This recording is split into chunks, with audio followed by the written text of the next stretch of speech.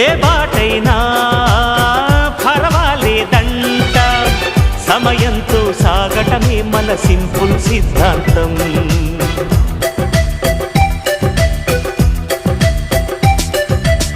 చిరుగాలికి పరిమళమిచ్చే సిరిమల్లెల వనమై ఉందాం, గగనాన్ని నేలను కలిపే హరివిల్లుల వంతెన అవుదాం.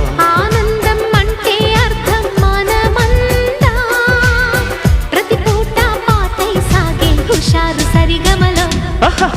ఎన్నో ఎన్నో రాగాలుండే సంగీతం కాదా, చల్లకి నవ్వుల కేరింత.